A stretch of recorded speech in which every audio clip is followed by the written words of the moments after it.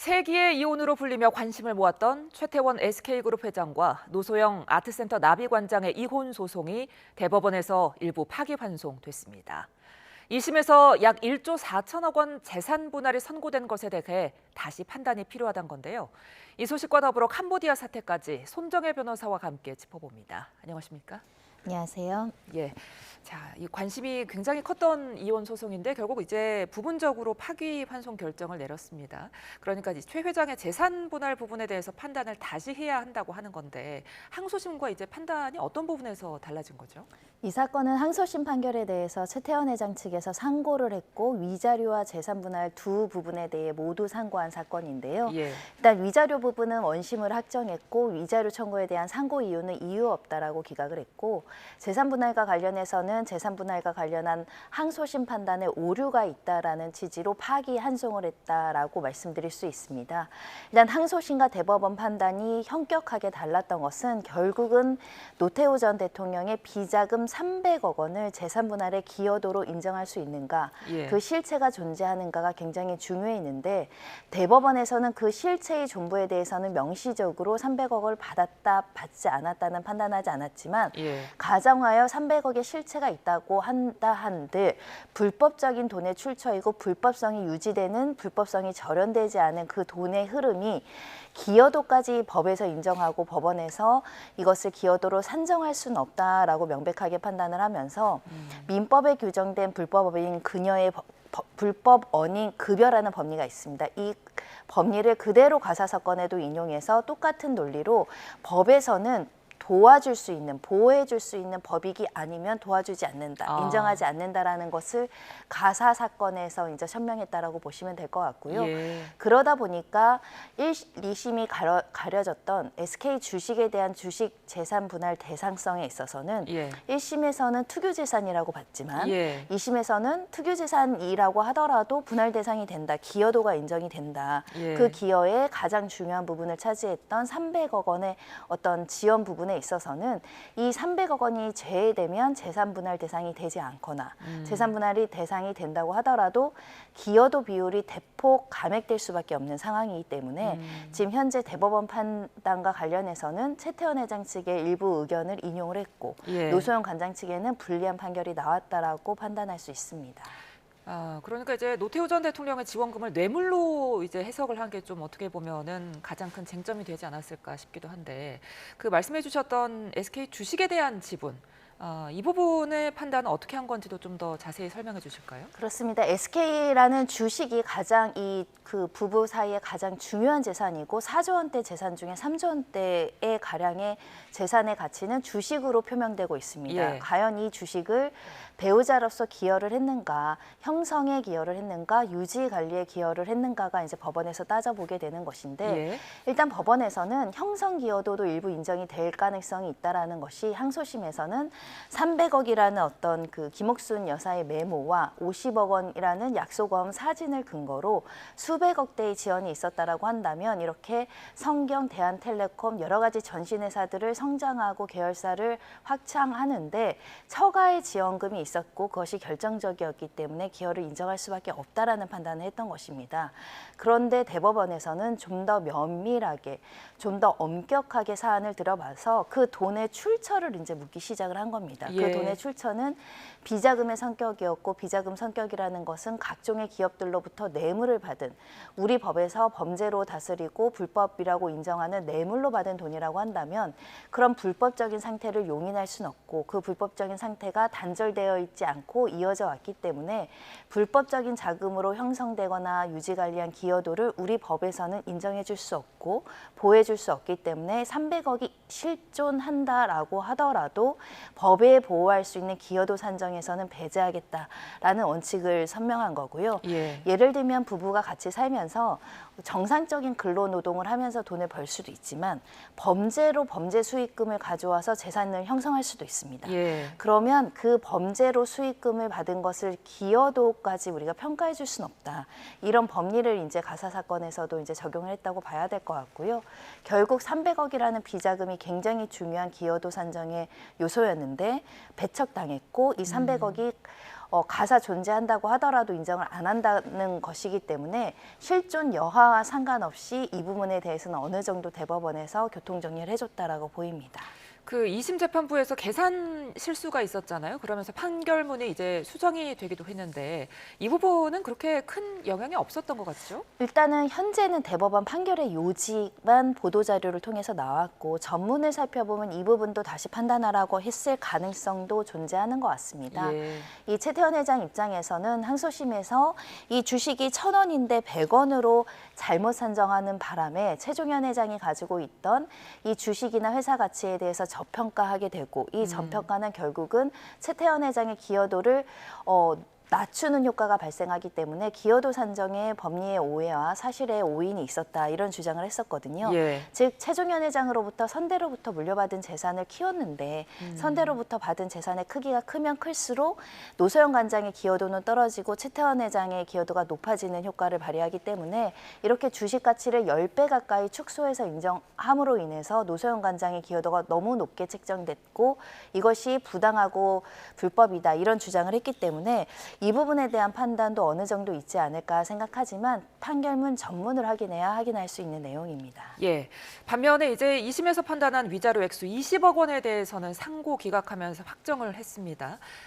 최 회장의 부정행위에 대한 부분, 이 부분은 인정한 거라고 봐야겠죠? 그렇습니다. 부정행위는 인정이 되는 사안이고 이미 김희영 이사장 사건에서도 부정행위에 대한 판단이 확정이 되어 있고 실제로 지급까지 완료된 사건이기 때문에 예. 공동행위자로서 한 명의 불법 행위가 20억이라고 한다면 최태원 회장의 그 불법 행위 크기도 20억이라고 판단하는 것은 어떻게 보면 일관되고 통일적인 판단에 따른 판단이라서 예견되는 상황이다라고 말씀드릴 수 있지만 예. 굉장히 주요하고 상징적인 의미를 가지는 것은 역대 최대의 금액이 이혼 사건에서 이제 나왔다라는 점이고요. 예. 우리가 보통 대한민국의 실무 위자료 금액이 다소 낮다. 외국에 비해서 좀 상대적으로 정신적 고통에 대해서 미약하게 판단하는 면이 있다. 예. 이런 점들이 지적되어 있는데 이렇게 가사 사건에서 20억이라는 위자료가 나온 만큼 다른 사건들, 예를 들면 형사 범죄로 피해를 입은 피해자들이라든가 또는 중대 범죄 또는 사회적 재난으로 피해를 받은 피해자들이 정신적 고통이 커질 때 이제 위자료 상한이 상당 부분 높아질 가능성이 있다라는 점도 시사를 하는 것으로 보이고요. 예. 특히 우리나라에서 간통죄가 폐지되고 나서 이 부정행위는 범죄로 다스릴 게 아니라 위자료나 이런 민사적인 문제로 다스려야 된다라는 기본적인 사회적인 흐름이 있었는데 그럼에도 위자료가 드라마틱하게 높아지거나 실질적인 정신적인 고통을 치유할 만큼의 위자료가 나오지 못한 실무가 있었거든요. 예. 이제는 그 위자료가 경우에 따라서는 수억 원대까지 높아질 가능성이 있고 그 상한은 최고 20억대로 범위가 확장됐다라는 의미를 가지는 판결 같습니다. 근데 오늘 이 판결이 1년 3개월 만에 결론이 났거든요. 좀 늦어진 이유가 있을까요? 워낙에 검토해볼 쟁점들도 많고요. 사회적인 어떤 영향력을 끼치는 판결이기 때문에 다소 많은 재판관들이 고민을 한 결과가 아닐까라는 생각을 하고 있고요. 특히 세 가지 쟁점은 굉장히 법조계에서도 유의미하게 봅니다. 위자료 액수를 20억까지 인정할 것인가도 굉장히 다른 사건, 위자료가 관련된 사건에서 굉장히 주요한 어떤 시금석이 되는 판결로 볼 여지가 있었을 것이고요. 예. 두 번째는 부부가 공동생활을 하는데 그 돈의 출처가 불법적이냐 아니냐 이것을 구별해서 재산분할 기여도를 인정할지 말지를 명시적으로 판단한 적은 없었던 것 같습니다. 그런 측면에서 이런 불법적인 자금이 기초가 된 자금으로 부부 공동재산이 형성이 되거나 유지관리됐을 때의 기여도를 어떻게 평가할 것인가에 대한 부분도 향후 다른 사건에서 굉장히 영향을 미칠 수 있기 때문에 신중한 판단이 있었던 것 같고요. 예. 그리고 세 번째로는 실질적으로 이런 300억이라는 뇌물이 있는지 없는지에 대한 증거 판단에도 굉장히 심혈을 기울였던 것 같습니다. 예. 현재 대법원에서 명시적으로 300억이라는 비자금이 지연됐다라고 판시한 것 같지는 않지만 그 사실관계를 확정하기 위해서 노력한 흔적이 있을 수 있습니다. 그런 측면에서 다소 이혼 사건이긴 하지만 우리의 또 역사와 관련된 사건이기도 하고 또 기업의 경영권과 관련된 사건일 뿐만 아니라 상고 이후에서 개진되는 상고의 어떤 다투고자 하는 쟁점들이 굉장히 다방면에 많았기 때문에 다소 오랜 시간이 걸렸던 것 같습니다. 예, 자 이번에는 캄보디아 상황에 대해서 좀 짚어보겠습니다. 저희 YTN 취재진이 캄보디아 내에서 이제 범죄 조직들이 단속을 피해서 도피하는 모습을 포착했습니다. 그러니까 오늘 새벽까지 단속이 이루어지지 않았다던데 왜 이렇게 늦어지는 걸까요?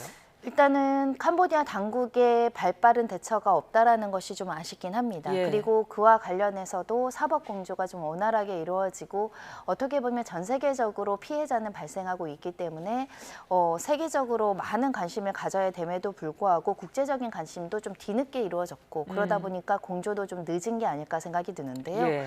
그러니까 눈 뜨고 범죄자들이 도망가는 현실을 우리가 목격하고 있다라고 말할 수밖에 없습니다. 예. 철저하게 조사하고 수사하고 관련된 사람들에 대해서 우리나라 같으면 이제 지명 수배라든가 체포라든가 이런 절차들이 신속히 이루어져야 되는데 시간적으로 그게 이루어지지 않았던 것으로 보이고요. 일단 범죄단지 출입구에서 빠져나가는 승합차 행렬이 계속돼 있다랍니다. 예. 그런 측면에선 범죄자들이 도망가는 것뿐만 아니라 우리가 보호하고 구출해야 되는 국민들이 거기 타고 있을 개연성이 있겠죠. 그런 측면에서는 국가가 생명을 보호해야 될 어떤 의무를 가지는 측면에서 이거를 그대로 이렇게 속수무책으로 단속을 방송에서 예고하듯이 했고 그러니까 도망가고 예. 찾지 못하고 이런 부분이 좀 안타깝다라고 생각하고요. 적어도 이 동선은 추적하고 있어야 될 것으로 보입니다. 예. 그러니까 영장이 없어서 체포할 수 있는 현재로서의 근거가 부족해서 이 사람들이 못 막았다라고 하더라도 이 범죄단체들이 도대체 어디로 도피해서 어디로 또 이런 범행을 하려고 범행 행위지를 지금 선택을 했는지 정도는 첩보를 입수해 나가야 되지 않을까 합니다. 예. 자, 그런데 이제 그 캄보디아에서 범죄 혐의로 검거된 한국인 60여 명이 이번 주 안으로 이제 송환될 전망인데 이 사람들은 이제 들어오게 되면 어떤 수사를 받게 되는 겁니까? 일단 피해자와 가해자가 조금 혼합되어 있을 가능성이 있습니다. 그러니까요. 피해면서도 예. 가해자일 수 있고 또 예. 국내에서 보이스피싱이나 로맨스 스캠 이런 사기 행각을 벌인 공범일 가능성도 충분히 열어놓고 조사를 해야 됩니다. 예. 다만 실제로 보이스피싱이나 사기 이 범죄 단체에 가담하거나 공범으로서 모종의 역할을 했다고 하더라도 그 행위는 죄를 지은 것이기 때문에 마땅히 처벌받아야 되지만 예. 혹여라도 강요와 협박과 여러 가지 신체적으로 구속된 상태에서 발생했다라고 한다면 이 행위 책임 능력이 있는 것인가 책임의 정도도 좀 가려야 될 것으로 보이고 예. 실제 적극 가담자, 소극 가담자와 정말 죽음이 두려워서 어쩔 수 없이 한 사람들이 구분될 필요성이 있겠죠. 예. 그 개별 사건마다 하나하나의 행위들을 좀 구분하고 그 책임의 정도를 나누는 작업도 해야 될 것으로 보이고 특히 적극적으로 가담해서 오히려 선량한 피해자를 다단계식으로 모집한 사람도 한국인 중에 있을 가능성이 있습니다. 이런 사람들이 갑자기 국내에 들어와서 나도 협박 때문에 강요 때문에 어쩔 수 없이 했다라고 허위 진술할 가능성이 있거든요. 예. 그런 측면에서는 다방면으로 관계자들과 참고인들의 진술을 종합적으로 평가해서 이 사람이 구체적으로 어떤 상황 속에 있었는가 그리고 그 목격한 사람들의 여러 진술을 통해서 진실을 가려내는 것이 굉장히 중요하지 않을까 생각이 들고요. 예.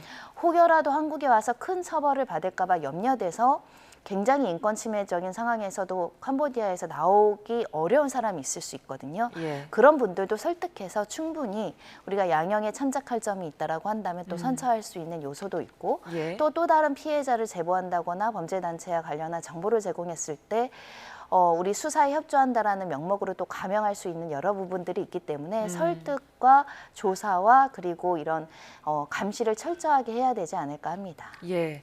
자, 뭐 늦었다는 비판도 있긴 하지만 그래도 정부합동 대응팀이 캄보디아에 지금 도착을 했습니다. 또 코리안 데스크 설치도 구체화한다는데 추가 피해를 막기 위해서 실질적으로 어떤 대책들이 가장 필요할까요? 일단은 다행히도 지금 국내에서 여론이 환기돼서 캄보디아에서 이렇게 고액 알바 수익을 주겠다라고 하는 것들이 범죄에 연루될 가능성이 매우 높다는 국민들의 인식들이 생기고 있는 것 같습니다. 참으로 예. 다행이지 않을까 생각이 예. 들고요.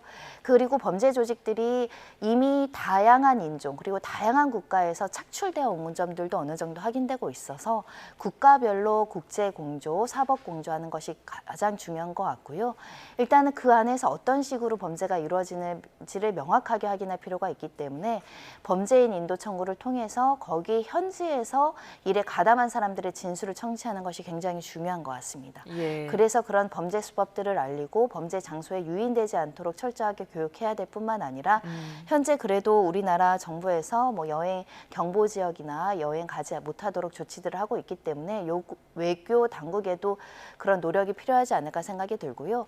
그리고 수사 당국의 손에 뻗치지 않지만 지금도 감금되어 있는 사람들이 있을 수 있습니다. 예. 그분들에 대해서 실시간으로 구조 요청을 하는 정보 공유가 제일 중요하지 않을까 생각이 들고 예. 특히 외국에 있는 현지에 있는 우리 자국민이 이런 보호 요청을 듣는다고 한다면 적극적으로 제보해 주셨으면 좋겠습니다.